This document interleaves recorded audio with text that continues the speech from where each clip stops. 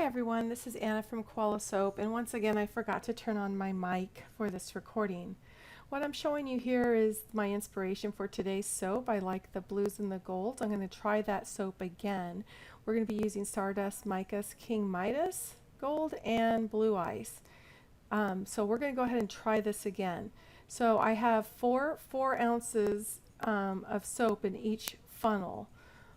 Two of the funnels have 4 ounces of shea butter, and 2 of the funnels have 4 ounces of glycerin. So a total of 16 ounces here of melt and pour base.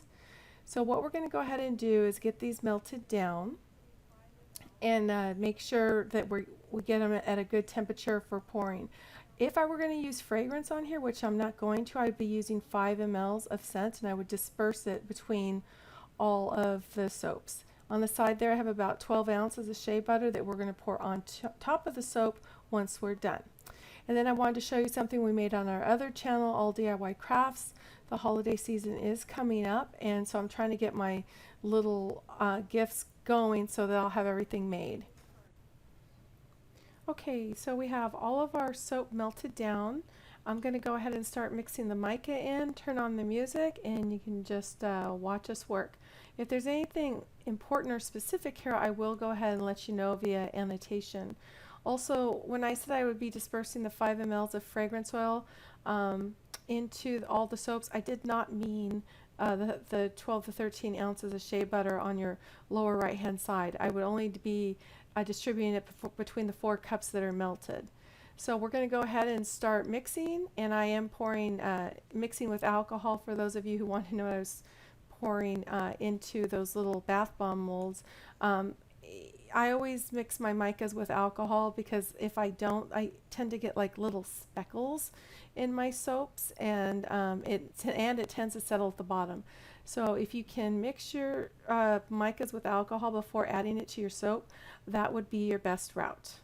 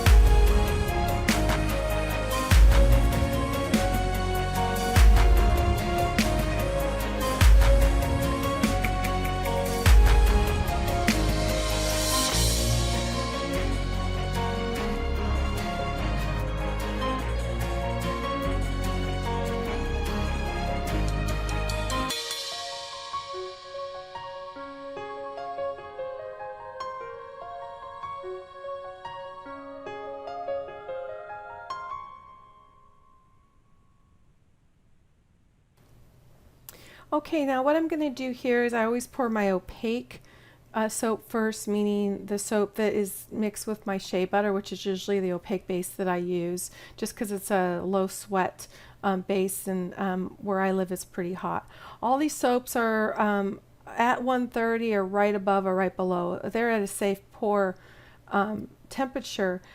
The issue is what you want to do is you want to make sure you have a little bit of a skin on your first opaque before you pour anything. If you don't have a little bit of a skin on there, you're going to need to wait.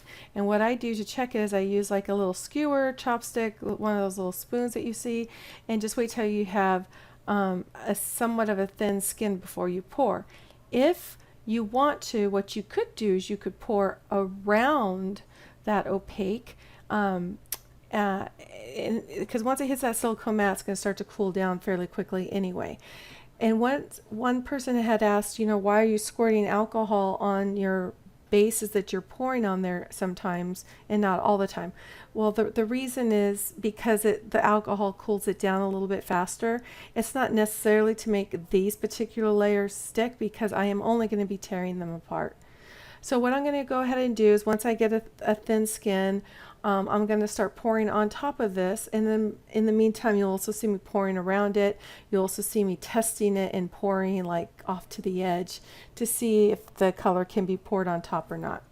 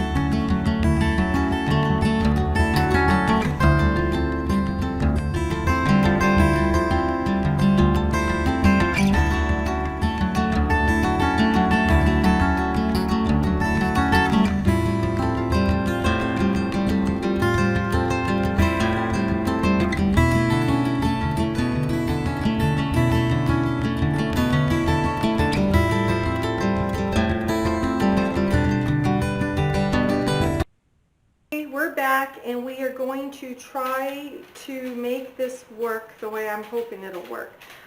We have our other shea butter right here, which is about 12 ounces, and we're going to go ahead and melt that down. I'm going to go ahead and get my gloves on and make this into a ball, and then we're going to pour this, but I'm not going to pour it until it's at below 160. So probably more like 155, if not just a smidge lower. I do need it a little hot, but I do need it to go through. So I can't have it to where it doesn't do anything, but I do need it hotter than a usual pour, which is at 130 or below. So we're going to get it a little bit under, between 150 and 160, and then we're going to go ahead and pour.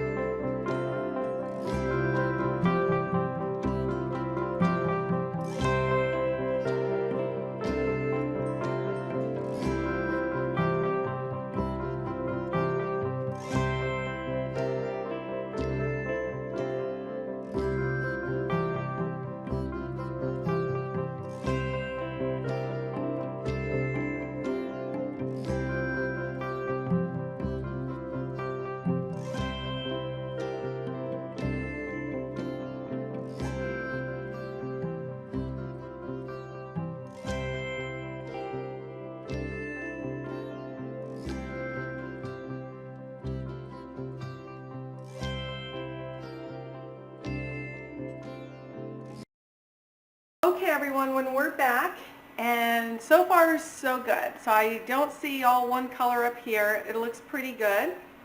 So we're going to go ahead and cut. So let's go ahead and see how it looks.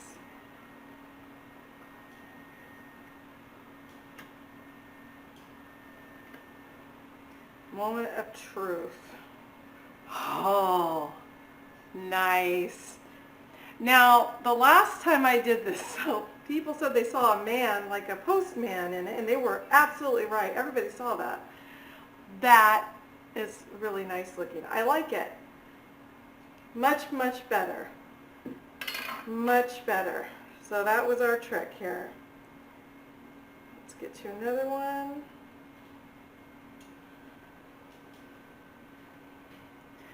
Very nice. I like this. It looks, I was worried. I can tell you I was worried about the gold because it turned into like, I guess a tan or a cream, but boy does it look good. Now I am besides myself on this. And so on my earth soap, what I did was I made a matching tumbler and I gave it to, I'll put a picture up for you guys. And I actually gave it to an essential worker who does a lot for our community, and I will show you what I made her, and I matched it with the soap, and I might actually do it. I might do it with this. So go see my other channel, All DIY Crafts, because I'm doing a whole bunch of resin stuff, but like I said, the holidays are coming up. I am excited. The holidays are coming up, and we need to come up with our gifts. We need to start making our gifts. But I am in love. I am so in love. I'm going to take a picture of this and send it to my husband right now. But oh, that is, I'm really happy about this. I really didn't think it was going to turn out that great. Okay everyone, links to everything I'm using are down below. This exact recipe, give me like 24 hours. It will be up on koalasoap.com. Don't forget to like and subscribe. Visit my other channel, All DIY Crafts, because I'm going to try to match this to another gift. Okay, you guys have a great week. Bye.